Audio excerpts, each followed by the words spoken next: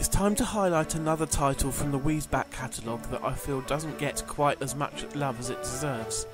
This time I will be covering Little King's Story, a strategy game that was published in 2009 by Rising Star Games in Europe and XSEED Games in the US.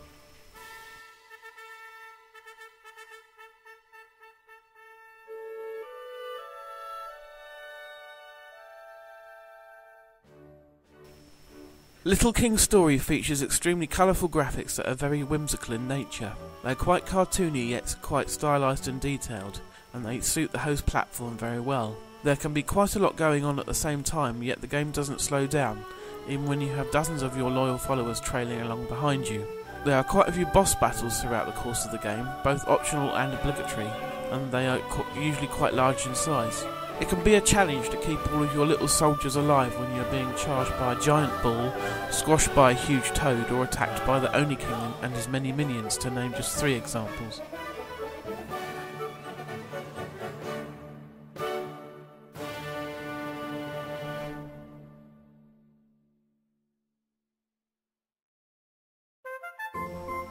This is where Little King's Story really gets a lot of its charm. Despite the music consisting almost entirely of classical music that has been out of copyright for centuries, the soundtrack still manages to amaze due to the way the various compositions have been remixed and implemented into the game. You will most likely recognise a good deal of the music from the moment it starts up. Speech consists of a gibberish language that the characters speak that sounds vaguely foreign, but in actuality is just a bunch of random noises. Depending on your tolerance for this sort of thing, it could get quite annoying after a while.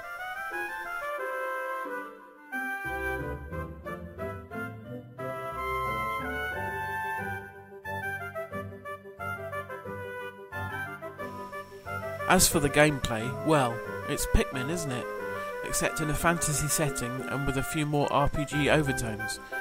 If you have never played a Pikmin game, you can control one character, in this case the eponymous Little King, and then roam around the game world with minions of different types trailing around behind you.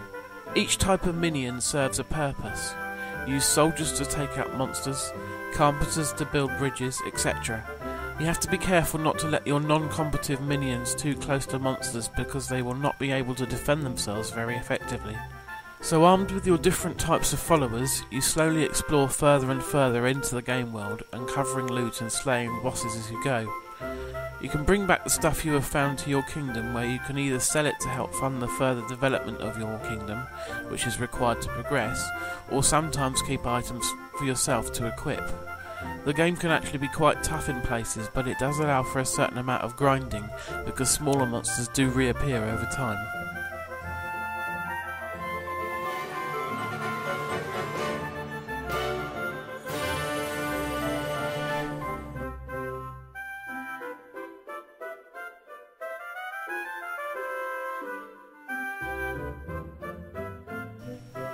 While the game does undoubtedly steal a lot of the design from Pikmin, it does bring its share of new ideas to the table, and overall it is a better, not to mention longer, experience in my opinion. As the Wii never got its own Pikmin game, the re-releases don't count. This makes for a very good substitute.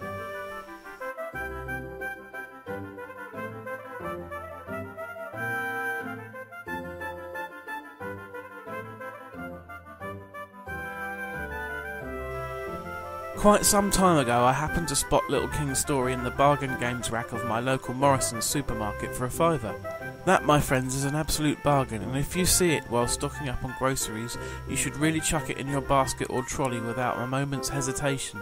There are quite a lot of stages in the game, so it will take you quite some time to finish, but I'm not too sure whether you'd come back and do it a second time. Luckily though, the game is getting a sequel for the PS Vita. Hopefully it will sell more copies this time, but maybe not if handhelds are as dead as most video game journalists would have you believe.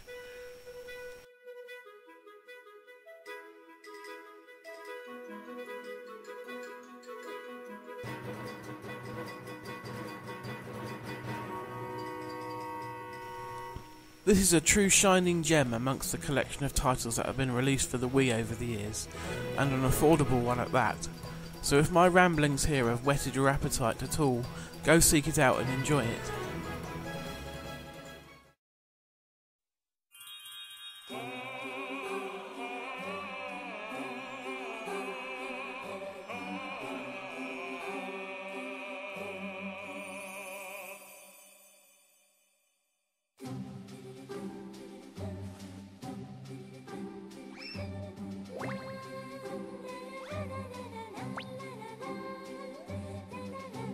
more noble than you, and he is more noble than me.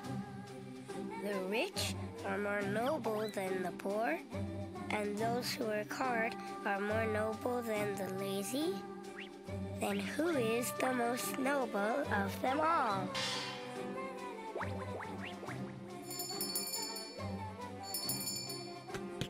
Once upon a time, there was a timid young boy who was lonely. One morning, before him appeared a family of pesky rats.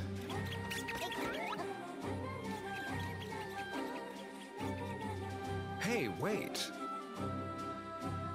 Uh-oh, where am I? Deep in the dark forest, the young boy discovered a magical gold crown.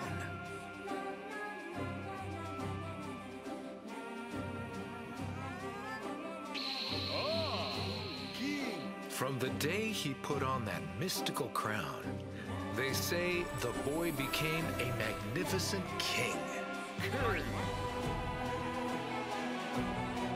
And all men and animals, one and all, they say became his loyal followers.